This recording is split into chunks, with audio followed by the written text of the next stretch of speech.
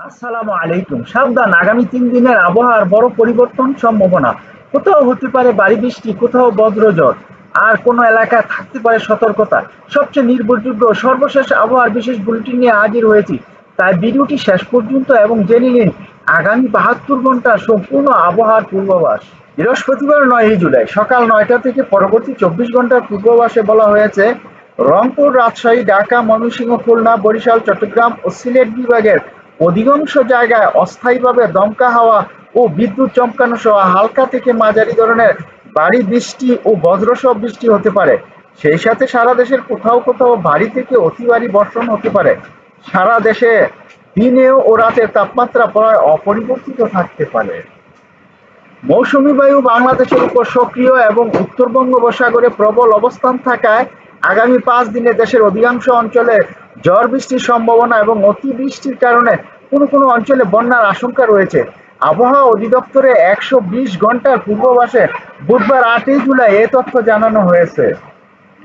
দক্ষিণ ঝাড়খণ্ড ও তৎসংলগ্ন উড়িষ্যা এলাকায় অবস্থানরত মৌসুমী স্থল নিম্নচাপটি উত্তর পশ্চিম দিকে অগ্রসর ও দুর্বল হয়ে পূর্ব মধ্যপ্রাচ্য, দক্ষিণ ঝাড়খণ্ড ও তৎসংলগ্ন উড়িষ্যা এলাকায় অবস্থানরত মৌসুমী স্থল নিম্নচাপটি উত্তর পশ্চিম দিকে অগ্রসর ও দুর্বল হয়ে পূর্ব মধ্যপ্রদেশ ও তৎসংলগ্ন এলাকায় অবস্থান করছে।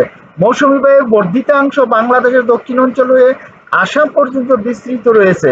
এর ফলে দেশের 5 বিভাগে ভারী বৃষ্টির পূর্বাভাস দিয়েছে আবহাওয়া অধিদপ্তর। কয়েকদিনের টানা ভারী বর্ষণে চট্টগ্রাম নগরীর নিম্ন অঞ্চল ডুবে গেছে। নগরীর বিভিন্ন সড়ক, অলিগলি, বাসাবাড়ি, দোকানপাটে সয়লাব করেছে পানি। এতে বিপাকে পড়েছে নিম্ন অঞ্চলে বসবাস করা লোকজন। বুধবার 8 জুলাই দুপুর 1টা পর্যন্ত নগরীর বিভিন্ন এলাকায় হাঁটু থেকে কোমর সমান পানি দেখা গেছে। নিচু এলাকার অনেক বাসায় পানি ঢুকে পড়ায় রান্না বান্না ব্যাহত হয়েছে। এতে খাদ্য সংকটে পড়েছেন ওইসব বাসিন্দারা। কোথাও কোথাও টয়লেট পানিতে তলিয়ে যাওয়ায় পয়ঃনিষ্কাশন ব্যবস্থাও অচল হয়ে পড়েছে। সবচেয়ে বেশি দুর্ভোগে পড়েছেন নিচতলার বাসিন্দারা। শিশু, বয়স্ক, অসুস্থ সদস্যদের নিয়ে চরম দুর্ভোগে দিন কাটাচ্ছেন অনেক পরিবার। বিভিন্ন এলাকায় ঘুরে ও খোঁজ নিয়ে জানা গেছে, নগরীর বদ্দারহাট, চকবাজার, বাকুলিয়া, চান্দগাঁও, হালিশহর, পাঁচশাইল, কাতালগঞ্জ, মুরাদপুর, পতেঙ্গা, কোয়াইশ, আকমল আলী সড়ক, মুরাদপুর, হাজীপাড়া, লালদিঘিপাড়, সিএনডিবি মোড়, পলিটেকনিক্যাল মোড়, গোলপাহাড়, কাজিরহাট সহ নগরীর বেশিরভাগ এলাকায় পানিতে তলিয়ে গেছে। নগরীর কয়েকটি এলাকায় দেখা গেছে অনেক দোকানপাটে পানি ঢুকে পণ্য নষ্ট হয়ে গেছে। কয়েকটি দোকানের আসবাবপত্র উঁচু স্থানে সরিয়ে রাখা হয়েছে। বদ্দারহাট এলাকার বাসিন্দা ও চট্টগ্রাম বিশ্ববিদ্যালয়ের শিক্ষার্থী তৌহিদুর রহমান বলেন, মঙ্গলবার আমার বাসায় পানি ছিল না। রাতে বৃষ্টিতে সকাল থেকে পানি বেড়ে গেছে। এখন আমার বাসায় কোমর সমান পানি। বাসার মালামাল পাশের একটি বাসায় রাখছি। পানি না কমলে আপাতত কোনো আত্মীয়র বাসায় রাত কাটাতে হবে। চকবাজার এলাকার বাসিন্দা আকলিমা বলেন, বাসা নিচতলায় হওয়ায় সমস্যায় পড়েছি। বাসায় এখন হাঁটু সমান পানি, রান্নাঘরও ডুবে গেছে। সকাল থেকে পরিবারের সবাই শুকনো খাবার খেয়ে আছে। পতেঙ্গা আবহাওয়া অফিস জানিয়েছে, বুধবার সকাল 9টা পর্যন্ত আগের 24 ঘন্টায় 237.5 মিলিমিটার বৃষ্টিপাত রেকর্ড করা হয়েছে। মৌসুমী বায়ু সক্রিয় থাকায় বৃষ্টিপাত অব্যাহত রয়েছে। আবহাওয়া অফিসের সহকারী পূর্বাভাস কর্মকর্তা বিশ্বজিৎ চৌধুরী বলেন, মৌসুমী বায়ু সক্রিয় থাকায় আরো 2 দিন বৃষ্টিপাত অব্যাহত থাকতে পারে। ভারী থেকে অতি ভারী বর্ষণের কারণে জলাবদ্ধতা ও পাহাড় ধসের ঝুঁকি রয়েছে। তাই প্রয়োজন ছাড়া ঝুঁকিপূর্ণ এলাকা না যাওয়ার পরামর্শ দেওয়া হচ্ছে।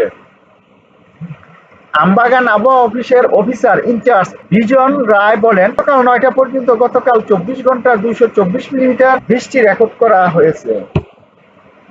এদিকে টানা বৃষ্টিতে রেললাইন পানির নিচে তলিয়ে যাওয়ায় ঢাকা থেকে কক্সবাজারগামী সব ধরনের ট্রেন চলাচল বন্ধ রয়েছে। মঙ্গলবার দুপুরে চট্টগ্রামের 16 শহর এলাকায় আটকে পড়ার প্রায় 11 ঘন্টা অপেক্ষা শেষে রাত 11টার দিকে ট্রেনটির যাত্রা বাতিল ঘোষণা করে কর্তৃপক্ষ।